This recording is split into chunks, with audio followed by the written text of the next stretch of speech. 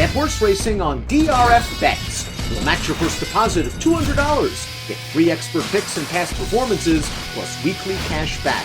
All from Daily Racing Form, the most trusted name in horse racing. Hi everyone, David Aragona here, kicking off a new season of the TimeformUS Road to the Derby series. Now that it's 2023, Derby preps are beginning in full swing, and we're going to be handicapping almost all of the major Derby preps on this TimeformUS Road to the Derby series. You'll find all of these handicapping videos that I do each week on DRF's YouTube channel, so make sure to subscribe there. And this week, we're kicking off with two preps. I already did a video on the Jerome. Out in California on Sunday, they're going to be running the Grade 3 Sham, the first of their major Derby preps for the 3-year-olds. This one is going a mile on the main track, offering 10 Kentucky Derby qualifying points to the winner of that race. We've got a field of 6 3-year-olds signed on here, and pretty strong presence from the Bob Baffert stable as he sends out 2/3 of this field. 4 runners in total, and actually they are the 4 runners that are drawn closest to the rail, numbers 1 through 4, and included among those are 2 of the morning line favorites, the number 2 National Treasure and the number 3 Speedboat Beach. They are the first and co-second choices on the morning line, as you see here. Also listed at a short price is the number 6 Spun Intended, who is coming off an impressive maiden victory at Del Mar. We're going to sort through all of these Baffert runners as well as the other contenders drawn to the outside in this race, but before we talk about the contenders individually, let's take a look at the TimeformUS pace projector for this race. And the TimeformUS pace projector is predicting that there could be a quick pace up front. As you can see, that fast pace flag is showing up here. And the number 6 Spun Intended, you would imagine, would try to get some forward position from his outside post position. He has shown speed sprinting in at least his prior start, but there is some speed from the Bob Baffert contingent towards the inside, as the number 1 Newgate has been forwardly placed in some sprints, and especially the number 3 Speedboat Beach, who somewhat surprisingly is not shown on a clear lead here, but in his lone dirt race, he did set some pretty fast fractions going 5.5 furlongs. I think the fact that he set a slower pace on the turf last time may be messing with that TimeformUS pace projection a little bit, but it would not be any surprise to see Speedboat Beach on the front end here. And I think one of the big questions about this race is if the pace does heat up, who could possibly take advantage? Because there isn't a clear closer in this field. Maybe the one sitting in the right spot is that morning line favorite, the number 2 National Treasure, who we do know can finish off a race. And speaking of National Treasure, let's take a look at the TimeformUS finish projector for this race. And if you're not familiar with the finish projector, it is a new feature in the TimeformUS mobile version that we've recently launched. You can find it in your TimeformUS mobile PPs by just toggling over to the TimeformUS tab, you could see on the screenshot to the left, and you can click on the finish projector, and it basically is a visual representation of the TimeformUS power picks that are selected by the TimeformUS algorithm. You've probably seen those in the classic version of TimeformUS PPs, and here they show that the number 2 National Treasure is predicted to have a significant edge over this field. That's not a big surprise. He was one of the top 2-year-olds in the Bob Baffert stable last year, and I think he's one of the most anticipated ones that is making his 3-year-old debut for this barn in the Sham Stakes on Saturday. The number 6 Spun Intended and the number 1 Newgate also predicted to do well here, kind of a toss-up between them for second, at least according to the TimeformUS finish projectors algorithm. Well, let's go through these main contenders, and we're going to take this field in post-position order, beginning with the number 1 Newgate, one of these Bob Baffert trainees. We'll take a look at his last race when he was second in the Grade 3 Bob Hope. This was a 7-furlong affair, so he'll be stretching back out to the 2 turns here. He did try 2 turns once before, 2 back in the Breeders' Futurity at Keeneland, was no match for eventual 2-year-old champion Forte that day, and he seemed to respond pretty well to the turn back to a 1-turn race here, staying on pretty well for second behind his stablemate Having a Meltdown, who got the victory there. I think they were both flattered by the 3rd place finisher Practical Move, who did come back in his next start to upset the Los Alamitos Futurity. So maybe the form of that race is going to hold up pretty well. The 112 TimeformUS speed figure that Newgate earned for that last performance certainly puts him in the mix here, but he's already had 4 starts under his belt. It's fair to wonder how much upside is left with this horse, and I think that there might be some others from the Bob Baffert stable that offer a little bit more appeal than him, including among them the number 2 National Treasure, who is the morning line favorite in this race, and justifiably so. Let's take a look at his last race when he was a very good 3rd in the Breeders' Cup Juvenile, the championship event for the 2-year-olds last season. And he's beaten by two very good horses. Forte, who would be the eventual champ, who is likely to be the champion. He has collected 3 Grade 1 wins among his victories as a 2-year-old, as well as the Bob Baffert trained stablemate of his, Cave Rock, who was the big favorite heading into that Breeders' Cup Juvenile. He got run down by Forte, fading to second. And it should not be lost that National Treasure actually ran a really nice race that day. He was stalking the pace the entire way, made a nice move down the backstretch to apply some pressure to his stablemate, Cave Rock. One of the reasons why Cave Rock might have been a little vulnerable to Forte in the late stages is that the pace did heat up in the early portions of that race. And National Treasure never threw in the towel, holding on for third that day. And a repeat of that performance is going to make him awfully tough against this field. And it's not like that was the first time that National Treasure had run well. He was also a very good second to Cave Rock in the American Pharaoh in his prior start, earning the best, or one of the best Timeform US speed figures in this field, a 117. That's certainly the best number of his career. And I think if National Treasure holds his form, he's going to be pretty tough in this race. I've watched some of his recent workouts on XBTV, and he appears to be traveling very well in the mornings. It looks like he's doing well coming into this race, so I do view him as very much the horse to beat. I'll be very surprised also, though, if he's as high as that 2-1 morning line. I think he's one that could be much closer to even money in this spot, just given his reputation as a 2-year-old.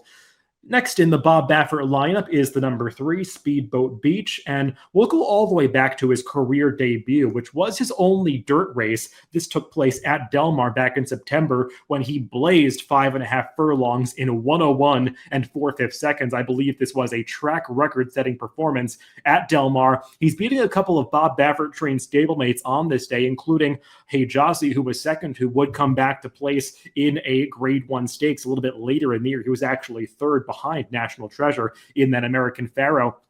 Speedboat Beach got a gigantic 118 Timeform US speed figure for that debut win, a 104 buyer, if you're looking at those numbers, which I believe was the highest buyer speed figure given out to any 2-year-old last year. So he clearly has dirt ability. The question is, why did they go to turf after that? Well, I think it's because Bob Baffert didn't want to stretch him out right away. There weren't a whole lot of options for him to run in graded stakes races sprinting at the time of the year that he had broken his debut. So they tried to point towards the Breeders' Cup Turf Sprint. Didn't really work out. He finished 9th that day. They stretched him out on turf last time in the Cecil B. DeMille, and he handled the mile distance on grass pretty well, edging out a Game Time, a pretty good horse, to win by half a length that day, but never coming anywhere near that 118 Timeform US speed figure that he had earned on the dirt in his 3 turf performances. So maybe getting back to the dirt will allow this horse to run one of those very high speed figures once again.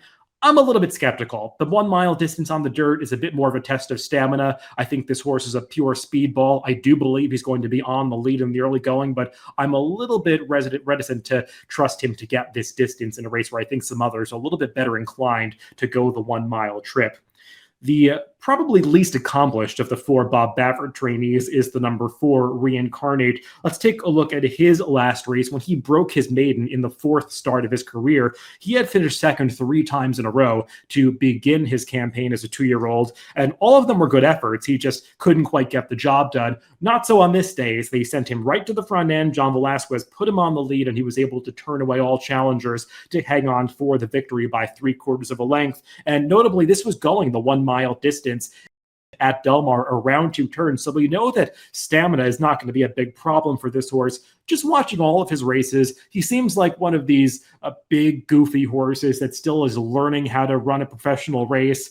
He's probably not going to make the lead here as he did last time. He's going to have to come from off the pace. And he's a horse that when he tries to pass horses sometimes shows a propensity to lug in. You don't want to see that unprofessionalism when a horse is getting such a class test as he's going to be on Sunday in this Sham Stakes. So I think Reincarnate has potential. I won't be surprised when he's the kind of Bob Baffert horse that improves over the course of this season. I'm just not sure that this is the right day to take him.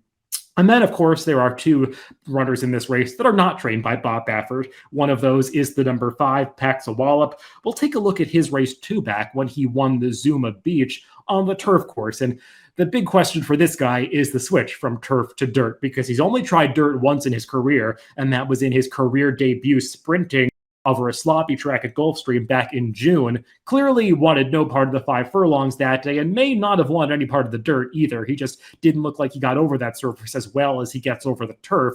But some time has passed since then. He's definitely improved overall as a racehorse, and he clearly has enjoyed the longer distances of his recent races. I was somewhat disappointed with his effort last time in the Breeders' Cup Juvenile Turf. I thought he had a better shot coming into that race than the 8th place finish or the 8th place result would, basically confirmed. He just didn't really run his race that day. But now they're trying the dirt. I get it. You want to see if you have a Derby horse. His pedigree can kind of go either way with regard to surface, but I think he does have quite a bit to prove against some horses that have already run some much faster speed figures on the dirt. Then the final runner in this race towards the outside is the number 6 Spun Intended. Again, one of the non-Baffert runners in here. He is trained by Mark Glatt, and we'll take a look at his last race when he broke his maiden in the second start of his career. He had shown some ability on debut, finishing a game second to the Baffert-trained Fort Warren, and justifiably was bet down to 4-5 favoritism in this race after having run so well in that unveiling. And you could see he wins this wrapped up at the end, had shown much improved early speed after breaking more alertly, went to the front end under Mike Smith, who gave him a confident ride, and he just coasted home as a much the best winner. Earned a respectable 112 TimeformUS speed figure that day, and he's not going to have to improve that much on that recent number if he's going to be competitive with some of the top runners from the Bob Baffert stable. And I'm pretty intrigued by this horse stretching out in distance, because even though he hasn't gone farther than 6.5 furlongs just yet, there is plenty of stamina on the bottom side of his pedigree. His dam Floridora was sort of an overachieving runner on the New York circuit a number of years ago. She won a stakes race going a dirt route at Aqueduct. Later in the year, she was grade 1 placed in the Coaching Club American Oaks, going 1 mile and 1/8 on the dirt. So there's definitely plenty of stamina on the bottom side. Progeny of Hard Spun can certainly go longer distances. So I think that bodes pretty well for Spun Intended to handle the stretch out in distance to 1 mile in this Sham Stakes. And that leads right into my top pick in this race as we throw up my selections. And I'm going to go with that non-Baffert runner, the number 6 Spun Intended. His trainer, Mark Glatt, doesn't have the best numbers stretching out in distance, not the highest percentage, though he does have one big price that did win in the sample if you look at his numbers with horses stretching out. But I do think that Spun Intended does have the pedigree and the physical makeup to handle this added distance. And he just strikes me as one of the runners in this race that really does still have upside. I don't think that we've seen the best that he has to offer yet. And I'm just hoping that Mike Smith doesn't get too cute with the trip. He might go wide around the turns from this outside post position, but I don't think he's a runner that needs the lead. And I think he could work out the right kind of stalking journey in this Sham. I do respect National Treasure. He is way the horse to beat. He's my second pick. I just don't think he's going to offer a whole lot of value in this race. And then the number 4 Reincarnate is my third pick. I think he's got upside, but just not sure that today is the day for him to succeed at the graded stakes level. So that's a look at the grade 3 Sham on Sunday at Santa Anita. Good luck if you're playing the races this weekend.